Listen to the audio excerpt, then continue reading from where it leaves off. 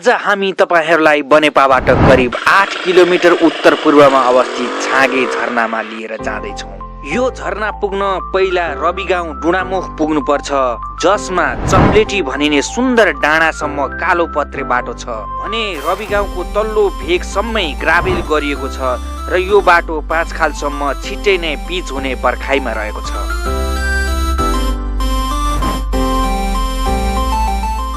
यसलाई चाहिँ नि चप्लेटी डाँडा भनिन्छ। यो चाहिँ नि बनेपादेखि एकदम मर्निङ वाकको लागि, इभिनिङ वाकको लागि, सर र चिसो हावा खानको लागि एकदम उपयुक्त ठाउँ, एकदम मुड फ्रेस गराउने खालको एक ठाउँ। रबी गाउँ आफैमा एउटा सुन्दर बस्ती हो जहाँ करिब 665 घर धुरिरहेका छन् र यो क्षेत्र कृषि, पशुपालन तथा दुग्ध उत्पादनको लागि चिरपरिचित छ। यहाँबाट धुलीखेल, पाँचखाल, पलाञ्चोक, अनेकोट तथा गौरी शङ्कर हिम श्रृङ्खलाका मनमोहक दृश्यहरू देख्न सकिन्छ। मोटरसाइकलको स्लो स्पिडमा झर्दै गर्दा वारीपारी खेतबारीका हरियाली र ठुला ठुला डाँडाहरूका काखमा अवस्थित ग्रामीण शैलीका घरहरू देख्दा मन प्रफुल्ल हुन्छ।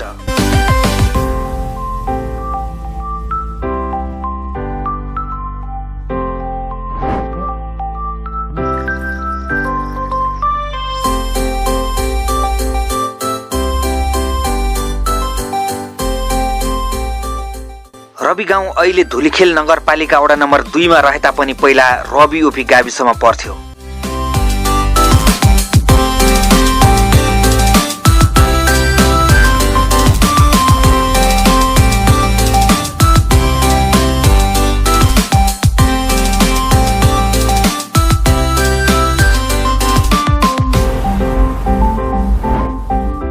याद गर्नुपर्ने कुरा, बीचमा दुईवटा बाटो छुट्टिन्छन्। हामीहरू दाहिनेपट्टिको बाटो छोडेर सिधै तलतिर झर्छौं। दाहिने बाटो पाँचखाल तामाघाट पुगिन्छ।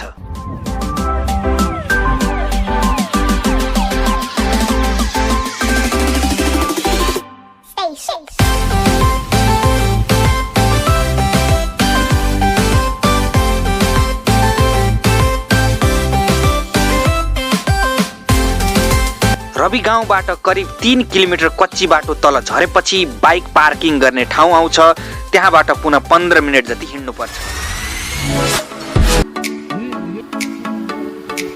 गर्मी मौसममा यहाँ रबी गाउँ र आसपासका मात्र नभई काभ्रे जिल्लाकै विभिन्न ठाउँबाट झरनामा नुहाउन र सुन्दर दहहरूमा पौडी खेल्न सयौंको संख्यामा आन्तरिक पर्यटकहरू आउँछन्।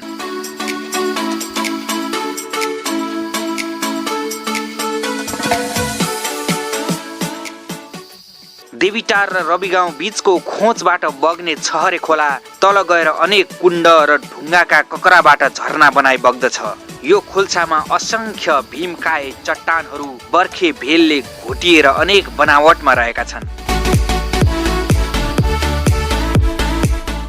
नगरकोटको उत्तर पूर्वी पानी ढलोबाट सुरुवात भई काशी भन्ज्याङमा सुन्दर छहरा बनेर बग्दै यो खोल्छो यहाँ आइपुग्दा छाँगे झरनाको रूपमा चिनिन्छ।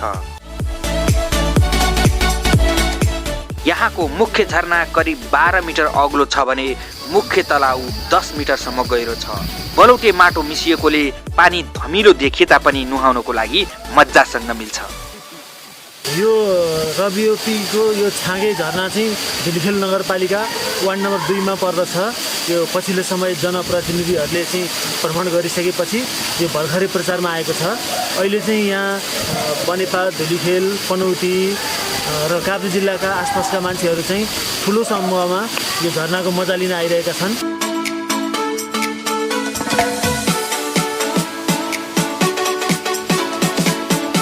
कस्तो लाग्यो पौडी खेल्दा? एकदम रमाइलो लाग्यो। यो चाहिँ एउटा प्राकृतिक ठाउँ हो। यो प्रकृतिले आफै चाहिँ जन्माएको ठाउँ हो यो, होइन?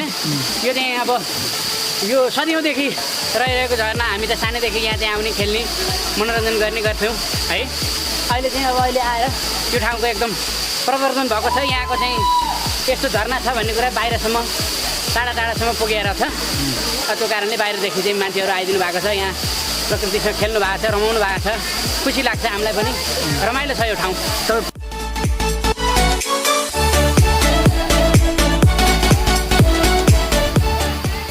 हाम्रो यहीँ रबी-ओपीको साथीले रिकमेन्ड गर्नुभएको भएर घुम्न आएको। जे होस् बनेपा सहरको नजिकै चाहिँ यत्रो ठुलो झरना यो पर्यटकीय सम्भावना भएको झरना चाहिँ भएको हुनाले आज हामी घुम्न आएको छौँ। जे होस् घुम्न आउँदाखेरि रमाइलो एकचोटि चाहिँ आउनु पनि खालकै ठाउँ रहेछ।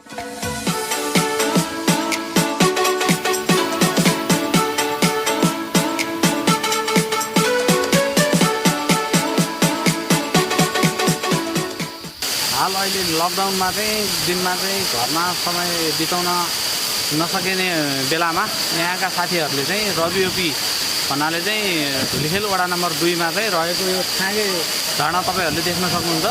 यो झरना अवलोकन गर्न चाहिँ हामी आज बनेपादेखि साथीहरू आएको छौँ। आउँदाखेरि अलिकति कष्टकर भए पनि यहाँ आइसकेपछि चाहिँ त्यो बाटोमा भएका कष्ट रमाइलोमा परिणत हुने रहेछन् होइन।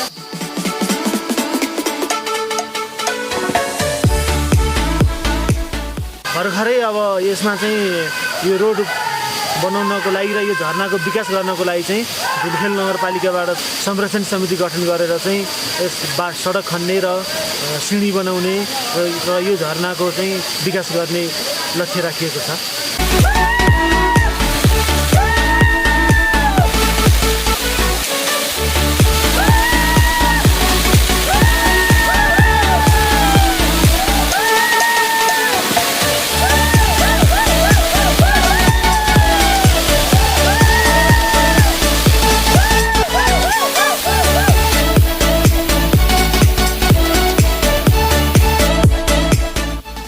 यसरी काभ्रे जिल्लाको प्रमुख सहर बनेपाबाट मोटरसाइकल र पैदल गरी करिब 30 देखि 35 मिनेटमा यो ठाउँमा पुग्न सकिन्छ।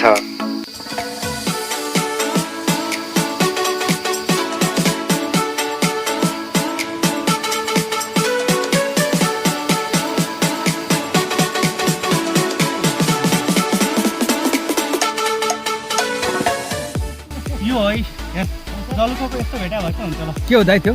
पर्कल काँबा। ए त्यो खान मिल्छ? त्यो चिप्लो चिप्लो हुन्छ होइन?